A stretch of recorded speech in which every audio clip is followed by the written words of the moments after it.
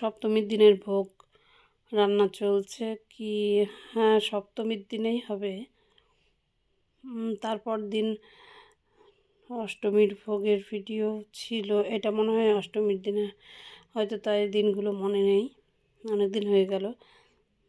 ভোরবেলা ভোগ রান্নার পরে আমরা প্যান্ডেলে চলে গেলাম। আর আমার ননদের বাড়িতেই হচ্ছে ভোগের জোগাড় হয়। পুজোর সমস্ত ভোগের জোগাড়ই আমার ননদের বাড়িতে হয়, কারণ ননদের বাড়ির সামনে আমাদের পুজো প্যান্ডেল।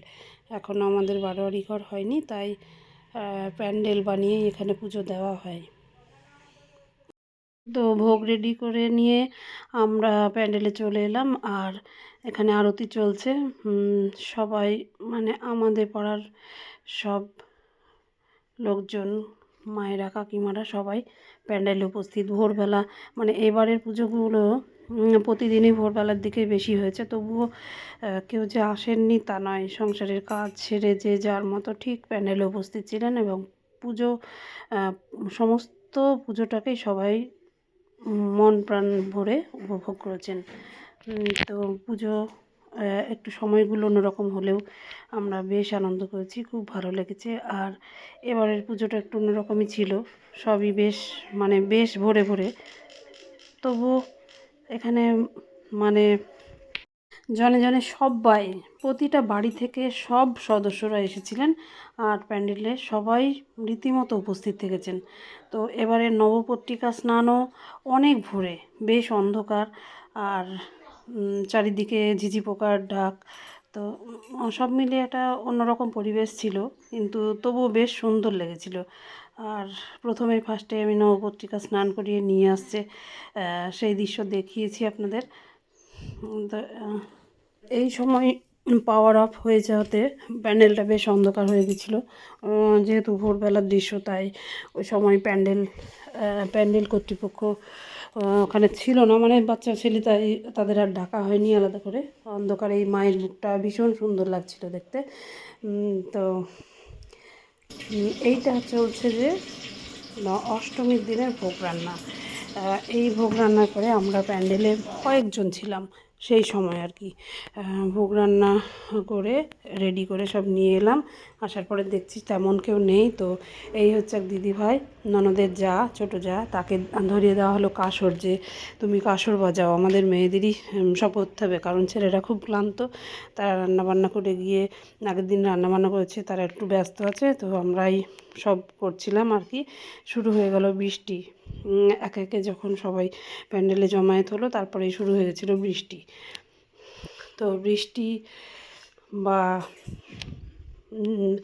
মানে যাই হোক, ওয়েদার খারাপ হলেও আমরা যে কোনো দিক থেকে কোনো কিছু বাদ দিয়েছি, পুজোর কদিন যে উপভোগ করিনি, সুন্দর সুস্থভাবে আমাদের পুজো কেটেছে। আর সেই দৃশ্যটাই ক্যামেরা বন্দি করা ছিল। তো অষ্টমী পুজো শেষ হয়ে কিছুক্ষণ পরেই আবার নবমী পুজোর প্রস্তুতিতে আমরা ব্যস্ত ছিলাম। সেই সময়ে নবমী পুজোর ভিডিওটার বানাইনি, যাই হোক।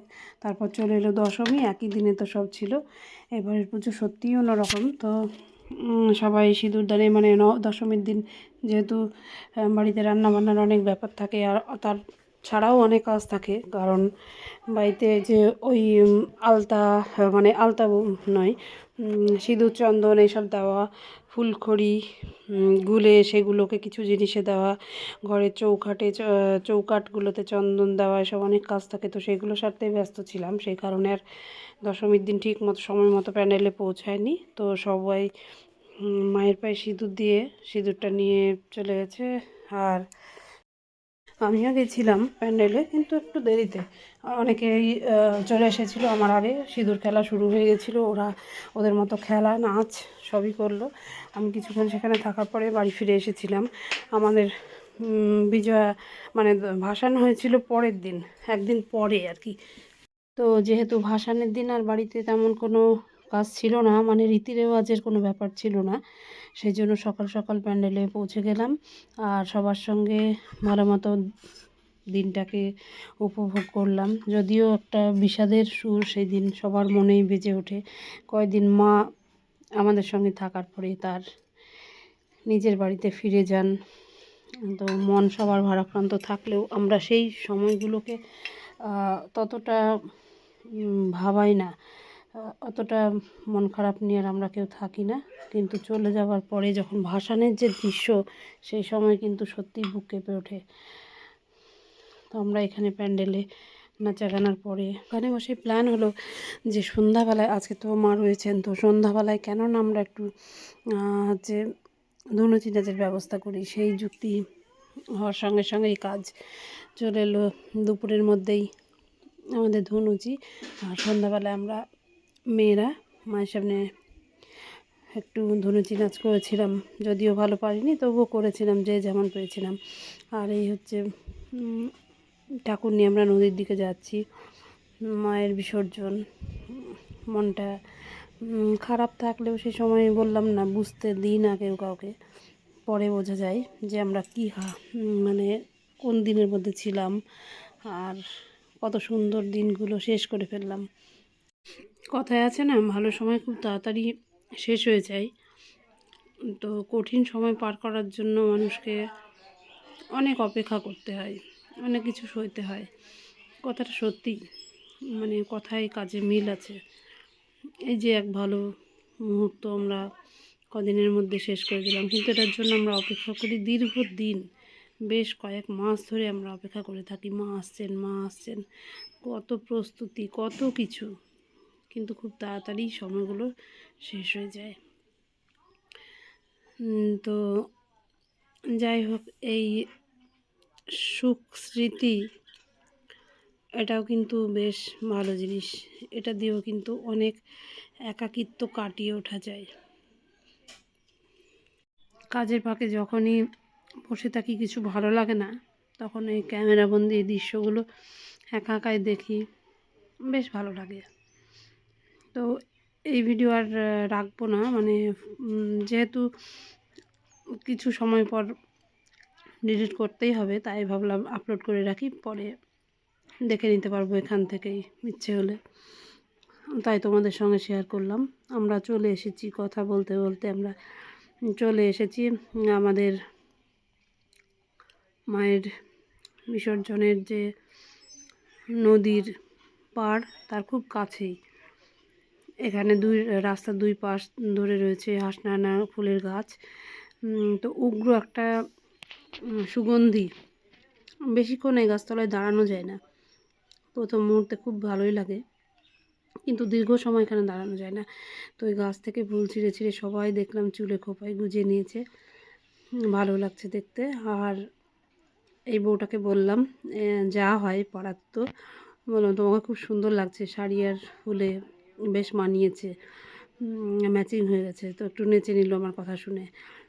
আর এই যে বটবৃক্ষ, এর নিচে যে বগুলো ঝুলে রয়েছে দেখছেন, তো এখানে আমাদের এক পাড়ার দেওর, সে তার ছোটোবেলার কথা মনে করে এখানে একটু দোল খেয়ে নিল। যেহেতু এখানে ডিজে বাজছিল, সেই কারণে আমি সাউন্ডটা অ্যাড করতে পারিনি। নাচের মানে গানের তালে তালে সবাই নাচছে, হেঁটে চলেছি সঙ্গে আমরা পিছনে। আমি তো ক্যামেরা হাতে যেখানেই যাচ্ছি, এখন ক্যামেরা সঙ্গী হয়ে রয়েছে আমার মানে মেন সঙ্গী হচ্ছে আমার এখন ক্যামেরা। তো চলে এসেছি নদীর ঘাটে। প্রথমে হবে ঘট বিসর্জন, তারপরে একে একে প্রতিমা নিরঞ্জন। তো পুজোকে কেমন কাটিয়েছো মনে করে আর একবার খুশি হয়ে যেতে পারো। এটা হলো নদী, জলঙ্গি নদী। আমাদের বাড়ি থেকে মোটামুটি 2 কিলোমিটার দূরে জলঙ্গি নদী। আমাদের মায়ের বিসর্জন এখানেই হয়। তো এই সময় যখন ঘট বিসর্জনের সময়ও আমি বুঝতে পারিনি, কিন্তু যখন প্রতিমা বিসর্জন হচ্ছিল তখন আমি কেঁদেই ফেলেছিলাম, ক্যামেরা ছেড়ে দিয়েছিলাম, মেয়ের হাতে ছিল, ও বানিয়েছিল ভিডিওগুলো। আর যাই হোক, তারপরে আর মন খারাপ সেই জায়গায় পৌঁছতে দিইনি, কারণ কিছুদিন পরেই তো মা আবার চলে আসবেন, আবার মায়ের প্রস্তুতি শুরু, এইভাবেই চলছে দিন। সবাই কেমন আছো কমেন্টের মাধ্যমে জানিও। আর ভিডিওটা কেমন লাগলো, আজকের ভিডিও কমেন্ট করে জানিও। ভালো থেকো সবাই, সুস্থ থেকো, সাবধানে থেকো। এখন আমরা বাড়ি ফেরার পথে। পাশেই রয়েছে আমাদের পাশের গ্রামের আরও দুটো প্রতিমা, তো তারা অপেক্ষা করছেন আমরা বার হয়ে আসলে ওখানে ওনারাও তাদের মায়ের ভাসান দেবেন। যাই হোক, আজকের ভিডিও এই পর্যন্তই। খুব তাড়াতাড়ি চেষ্টা করব আবার একটা নতুন ভিডিও নিয়ে তোমাদের কাছে হাজির হতে। ততক্ষণ সবাই খুব ভালো থেকো, সাবধানে থেকো, সুস্থ থেকো। আর নতুন বন্ধুরা যারা আছো চ্যানেলটাকে সাবস্ক্রাইব করে দিয়ে পাশে থেকো। পুরনো বন্ধুদের অনেক ধন্যবাদ ভিডিওগুলো দেখার জন্য, পাশে থাকার জন্য। আজকের ভিডিও এই পর্যন্তই। সবাই খুব ভালো থেকো, সাবধানে থেকো।